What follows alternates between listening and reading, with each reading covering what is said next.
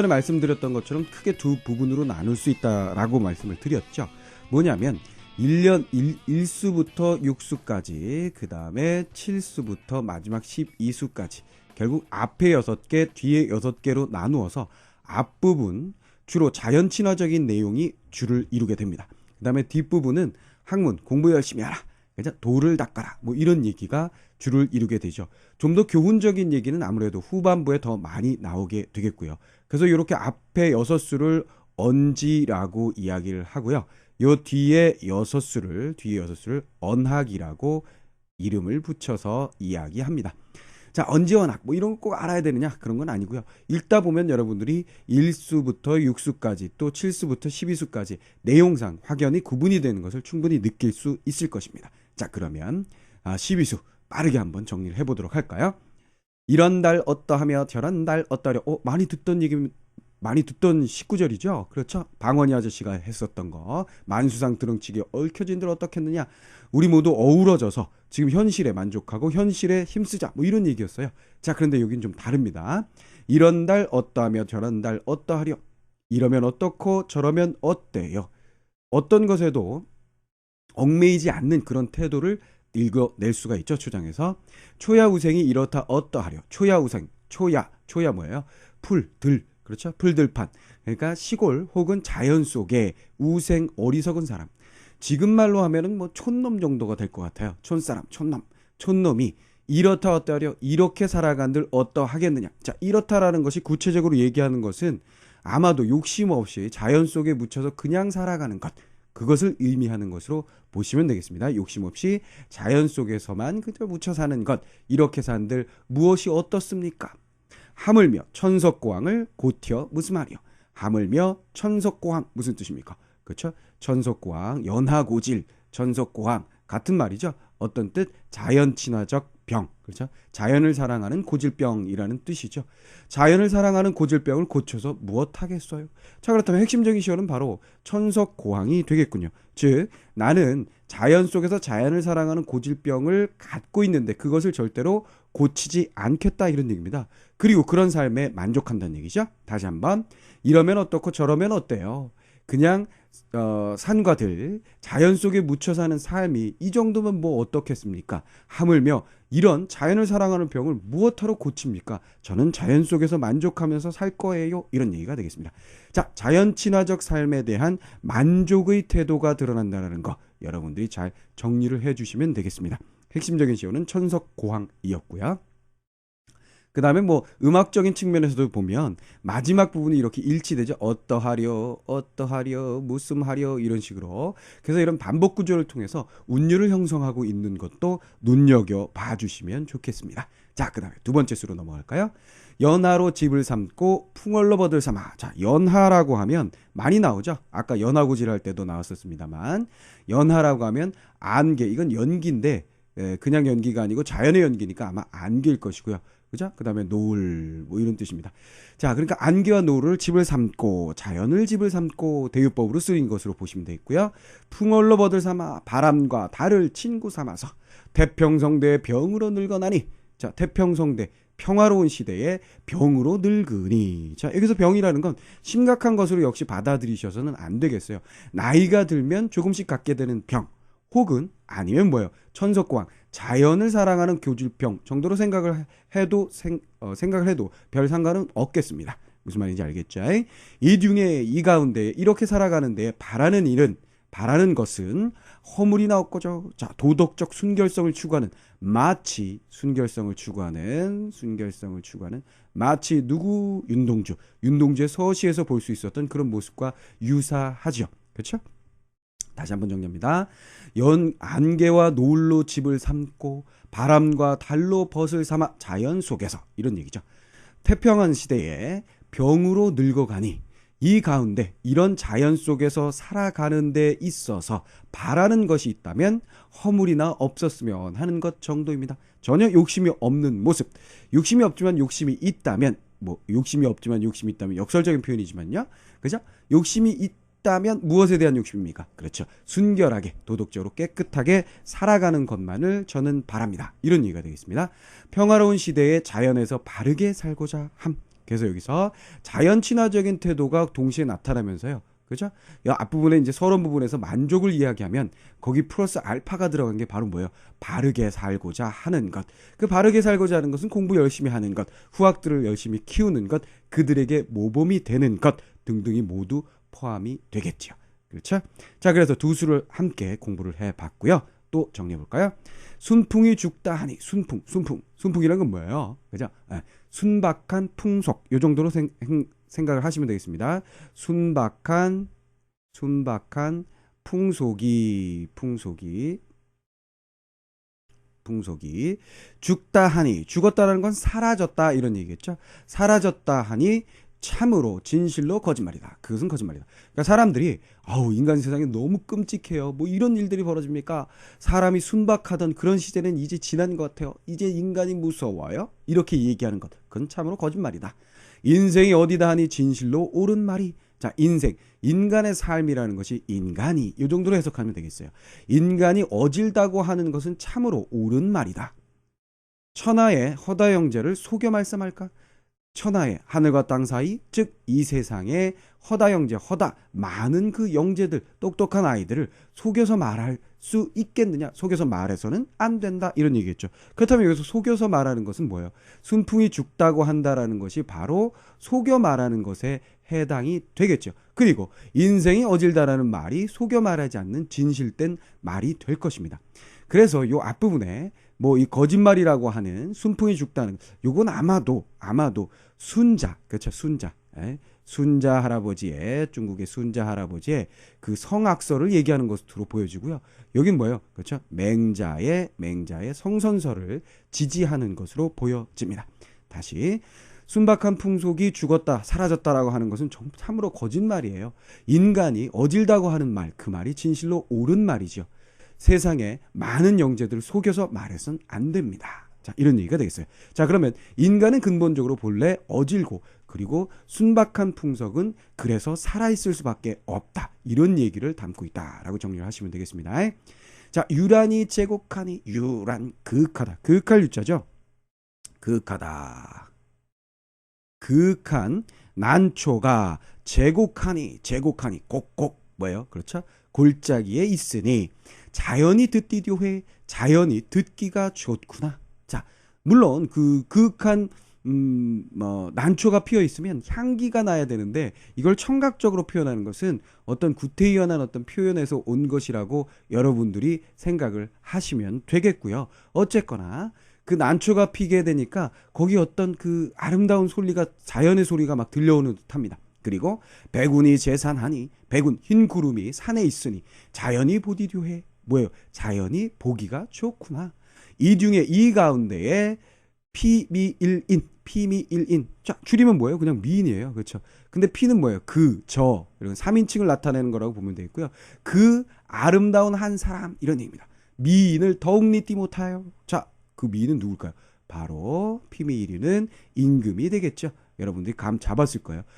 그러니까 옛날에 은사들, 자연 속에 묻혀 사는 사람들은 대부분 무엇을, 그렇죠, 임금을 그리워하고 임금을 생각하는 삶을 떠났음에도 불구하고 계속 살게 되죠. 그것이 그대로 이황의 작품에도 나타난다 생각하시면 되겠습니다. 자, 그윽한 난초가 골짜기에 피어 있으니 자연 속에서 아름다운 소리가 들려오니 좋습니다. 또 흰 구름이 대꾸를 이루죠. 산에 있으니 자연이 보기가 너무 좋아요. 이런 가운데, 즉 아름다운 자연 속에 있으면서 좋은 걸 내가 느끼면서 누구를, 임금님을 더욱 그리워하게 됩니다. 이렇게 정리를 하시면 되겠군요.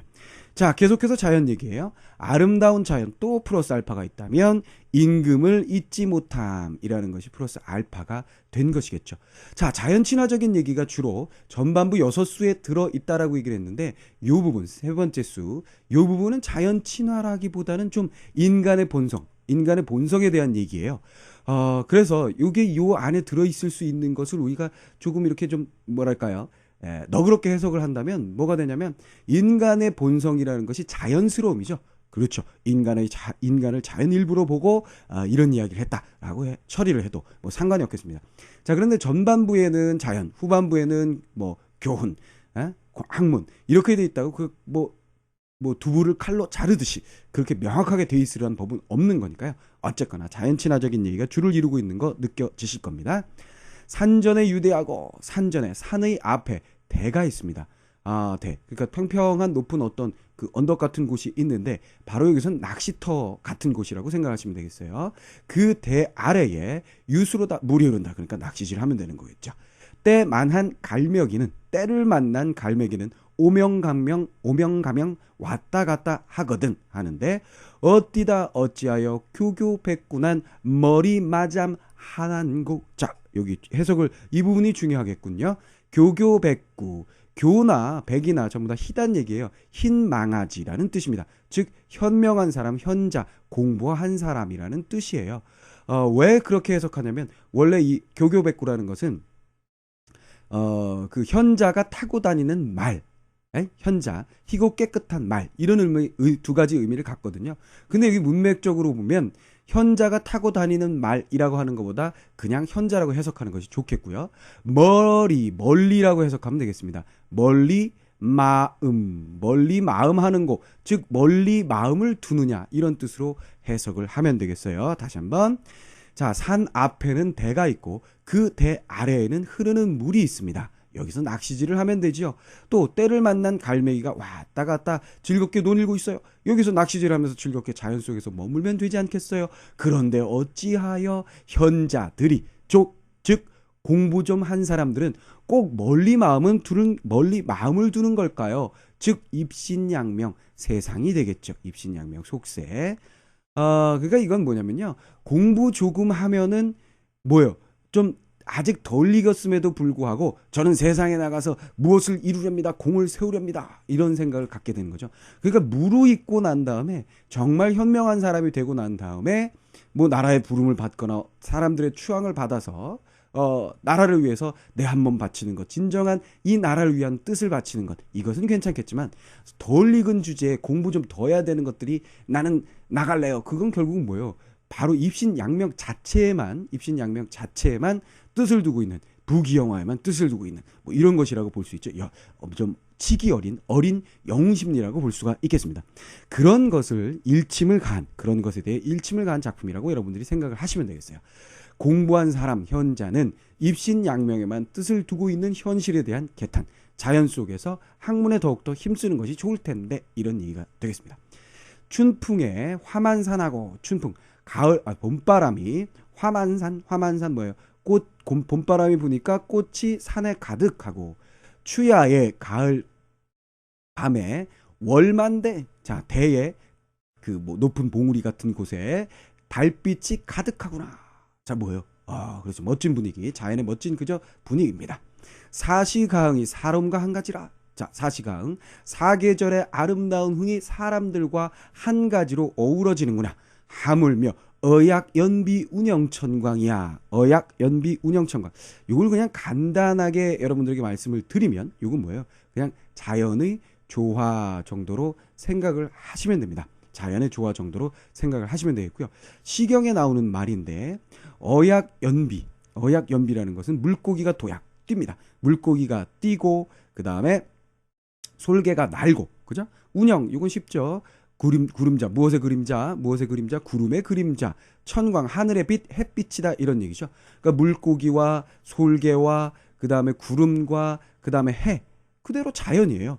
그 자연을 읊고 있는 겁니다. 그래서 이것은 어떤 때 많이 쓰이냐면 그런 자연물들의 조화로움을 의미할 때 씁니다. 즉 자연의 조화는 어느 그지 있을꼬 그래서 어느 그지 있을꼬 끝나지 않는다 영원하다 이런 얘기를 담고 있는 작품이었습니다. 무슨 말인지 알겠죠? 다시 한번 봄바람 때문에요. 봄바람이 부니까요. 꽃이 온 산에 가득하고요. 가을 밤에는요. 달이 산에 가득해요. 이렇게 계절마다 아름다운 흥이 있으니 사람이 그와 어우러지지 않을 수가 있겠습니까? 하물며 자연의 조화로움이 어찌 끝나겠어요. 그렇다면 자연과 즐기는 사람들의 어떤 풍류, 자연과 함께하는 사람들의 모습도 영원히 계속될 것이다라는 뜻으로 해석을 하시면 되겠습니다. 자연과 조화되는 아름다움에는 끝이 없구나. 이런 뜻으로 여러분들이 해석을 하시면 되겠어요. 자, 그 다음 이제 공부에 대한 얘기가 슬슬 나오겠습니다. 후반부 6개의 작품을 여러분들하고 이제 공부를 해볼까요? 천운대 돌아들어, 구체적 지명이라고 생각을 하시면 되겠고요.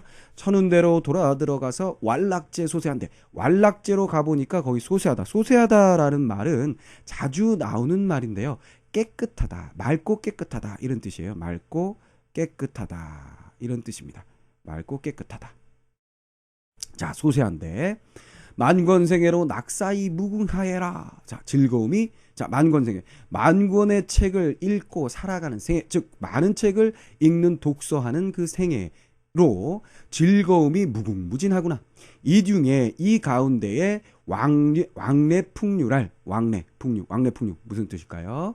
풍류로서 왔다 갔다는 것, 즉 산책 정도로 생각을 하시면 되겠어요.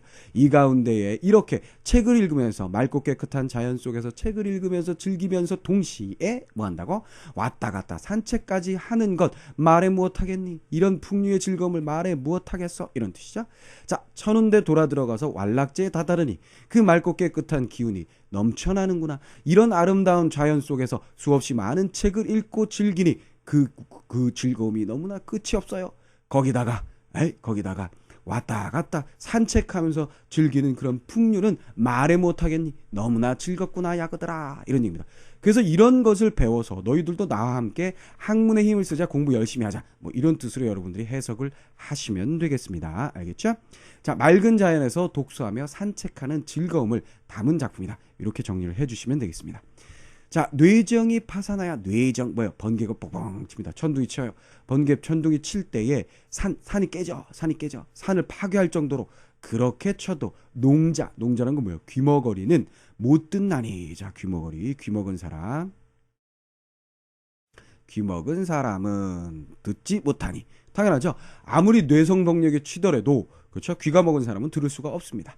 백일이 중천하야도, 백일, 밝은 달, 백이라는 건 월백이든 백일이든 흰달이든 흰해든, 희다라고 표현하는 것은 밝은 의미라고, 밝다라는 의미라고 여러분들에게 말씀을 드렸죠. 중천하에도 높이, 하늘 높이 떠 있다 하더라도 고자라는 건 뭐예요? 성불구 그런 거 아니고요. 여기서는 당연히 대꾸 이루고 있으니까 쉽게 알 수 있잖아요. 그렇죠? 눈먼 자는 소경은 못 보나니 볼 수 없으니, 우리들은 이목 총명 남자로, 이목 눈과 귀와 눈이 총명한 남자가 되어서 농고가 띠마로리라. 뭐 농고 뭐예요? 그렇죠? 귀머거리나 소경이 되지 말자, 이런 의미입니다. 자, 뇌성병력이 쳐도, 그래서 산이 부서진다 해도 귀머거리는 듣지 못할 것이며, 해가 아무리 밝게 떠 있다 하더라도 눈 감은 자 소경은 보지 못할 것이다. 우리는 눈과 귀를 똑바로 밝게 뜨고 있어서 귀머거리나 혹은 소경이 되지 않기 바란다. 그 얘기는 결국 뭐냐면 참 진리에 대해서 눈을 뜨고 있어라 하는 얘기가 되겠습니다. 그러니까 아무리 참 진리가 있다 하더라도 눈이 멀고 귀가 먹고, 그러니까 깨우치지 못하는 그걸 알 수가 없다라는 얘기죠. 진리를 깨우칠 수 있도록 노력하라는 뜻입니다. 귀머거리, 어리석은 사람들이 되지 말라, 그런 얘기가 되겠어요. 자, 그 다음 아주 유명한 구절 이제 슬슬 나옵니다. 자, 고인도 날 못 보고 나도 고인을 못 뵈. 자, 고인들도 나를 보지 못하고 나도 고인을 못 봐. 그렇죠. 고인은 옛날 성현들을 의미한다라고 보시면 되겠어요. 선배들, 선학들. 그들이 나를 못 보고 나도 그들을 당연히 못 보겠죠. 돌아가셨을 테니까. 고인을 못 뵈도, 고인을 만나 뵙지는 못하더라도 뉘어던 길 앞에 있네. 가던 길이 그 앞에 있습니다. 자, 무슨 소리인지 알겠지요. 가던 길이라는 건 무슨 길이겠어요? 이 길이라는 것은 진짜 실제적인 사물로서의 길이 아니라 추상적인 길, 인생의 길에 있어서도 학문의 길이라고 여러분들이 생각을 하시면 되겠죠. 자, 이런 것도 문제로 심심치 않게 잘 나옵니다. 여러 작품 속에 길이라는 것이 나오는데 상징적인 의미가 유사한 것, 다른 것, 이런 문제 나올 수 있죠. 뉘어던 길 앞에 있거든. 가던 길이 네 앞에 펼쳐져 있는데 아니냐고 어떨고 안 가고 어쩌겠느냐. 자, 쉽죠. 자, 고인이 나를 못 보고 나도 고인을 못 봅니다. 하지만 고인을 못 본다 하더라도 그들이 갔던 그 학문의 길은 내 앞에 있어요. 그 가던 길, 학문의 길, 정진의 길이 있으니 아니 가고 어쩌겠습니까? 후학들, 야, 내 제자들아 열심히 공부 좀 해. 이런 얘기가 되겠습니다. 옛 성현들을 본받아서 학문도야에 힘을 쓰자. 자, 이런 얘기가 되겠죠. 당시에 녀던 길을 몇 해랄 버려두고. 자, 여기서 녀던 길이라는 것은요, 마찬가지예요. 요 녀던 길하고 같은 학문의 길, 공부의 길이라고 생각을 하시면 되겠고요.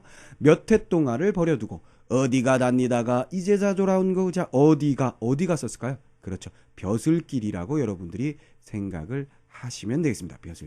벼슬길에 다니다가 이제서 돌아왔는고. 이제서 돌아오니 면디 맞은마로리 다른 곳에 마음을 두지 않겠다. 즉 속세 혹은 뭐예요? 그렇죠. 그 조정. 그렇죠. 벼슬길에 다시는 마음을 두지 않고 이제는 내 부족한 공부를 다시 채울 수 있도록 노력하겠다. 이런 얘기가 되겠습니다. 자, 그때 당시 옛날을 얘기하는 거겠죠. 옛날에 가던 길을 몇 해 동안 버려두고 어디가 다니다가 내가 이제서야 돌아왔느냐. 이제서라도 그저 돌아왔으니 다른 곳에 마음을 두지 않고 계속 열심히 공부하겠다. 이런 얘기가 되겠죠. 이제라도 학문도야에 힘쓰며 살겠다. 이런 얘기가 되겠죠. 정리됐죠? 자, 그 다음. 청사는 어찌하여 만고에 푸르르며 푸르른 산은 어찌 이렇게 긴 시간 동안 계속 변함없이 푸르르며 유수는 흐르는 물은 어찌하여 밤낮으로 그치지 아니난고. 밤낮으로 그치지 않는가. 우리도 그치지 마라. 우리도 그치지 말고 만고상청하리라. 만고상청 뭐예요? 길게 오랫동안 푸르리라. 즉 항상성, 변함이 없자 이런 얘기죠. 항상성. 즉 꾸준함을 의미한다라고 생각을 하시면 되겠어요. 꾸준하게 무엇인가를 하자라는 뜻입니다. 자, 푸르른 살은 어찌하여 또 대꾸 이루고 있는 거. 이런 대꾸 같은 건 여러분들에게 뭐 설명 안 해도 눈에 보이니까 쉽게 알 수 있을 거예요. 푸르른 살은 어찌하여 긴 시간 동안 변함없이 푸르르고 흐르는 물은 어찌하여 밤낮으로 그치지 않고 변함없이 흐를까요? 우리도 그치지 말고 이것을 닮아서 오래오래 푸르릅시다. 이런 얘기가 되겠어요. 자, 그래서 결국은 자연처럼 끊임없이 정진하자라고 정리할 수 있으니까 이 자연은 뭐가 되는 거죠? 그렇죠. 우리에게 교훈을 주는 대상으로서 모범이 되고 있다라는 거 여러분들이 생각을 하시면 되겠어요. 자, 이런 것도 자연의 의미에 대해서 문제가 출제가 될 수 있어요. 그러니까 단순히 어떤 감상의 대상이냐 아니면 어떤 모범이 되는 교훈을 줄 수 있는 모델이 되는 녀석이냐 이런 것에 대한 문제 충분히 나올 수 있습니다. 우부도 우부, 어리석은 사람이죠. 어리석을 우자 써서 초야 우생에서 나왔었던 그런 한자죠. 어리석음. 자, 어리석은 사람도 알면서 하거니와 기 아니 쉬운가. 그러니 그것이 어찌 아니 쉽겠느냐. 성인도 못다 하시니 성인도 다 하지 못하니 기 아니 어려운가. 성인도 다 하지 못하니 그것이 어찌 어렵지 아니한가. 쉽거나 어렵거나 그 중에 늙는 줄을 몰라라. 자, 쉽든 어렵든 간에 그것을 하면서 늙는 줄을 나는 모르겠다. 자, 무슨 말인지 알겠죠? 어리석은 사람도 알면서 하는 것이요. 그것이 어찌 쉽지 않겠느냐. 성인도 다 하지 못하는 것이 그것이 어찌 어렵지 않겠느냐. 자, 모순된 역설적인 표현일 수 있어요. 무엇이 어렵고 쉬운 것이냐면 학문, 공부를 얘기하는 거예요. 그러니까 어리석은 사람도 이런 게 있죠. 공부 딱 시작하자마자 며칠 지나면 이 분야가요 정말 재밌고요. 와, 이걸 몰랐어요. 내가 막 이렇게 떠버리는 경우. 즉 어리석은 자가 공부를 시작하자마자 마치 모든 것을 안 듯한 그런 표정, 그런 짓을 합니다. 그렇죠? 그런데 시간이 흐르고 나서 그 분야에 있어서 많은 것을 깨우치고 더 깊이 있게 되면 나중에 뭐라고 얘기해요? 아직 공부할 게 많아요. 아는 게 없어요. 라고 얘기를 하게 되죠. 이 두 가지 측면이에요. 공부에 있어서 모순된 두 가지 측면이죠. 어리석어도 시작하고 즐길 수 있습니다만 나중이 되고 깊이가 있게 되면 점점 어려워지는 것. 그래서 쉽든 어렵든 간에 그것을 하는 중에, 공부를 하는 중에 늙는 것을 모르고, 즉 몰입하고 있다라고 생각을 하시면 되겠네요. 그렇죠? 어쨌거나 그것이 쉽든 어렵든 간에 나는 그곳에 몰입하고 있어요. 이런 뜻이 되겠어요. 자, 정리해보면 쉽기도 어렵기도 한 학문에 몰입한다. 자, 그래서 어떻게 보면요, 계속해서 학문에 대한 얘기는 자신 스스로에 대한 얘기로 우리가 받아들일 수 있습니다. 나 열심히 공부할래, 이제는 열심히 공부할래, 이런 뜻으로 정리할 수 있습니다만, 뒤집어 생각해보면 아까 말씀드렸던 그 도산서원에 모여든 그 후배들 혹은 제자들에게 너희들이 이렇게 열심히 공부해야 한다라는 가르침을 주려는 그런 의미가 더욱더 강하다라고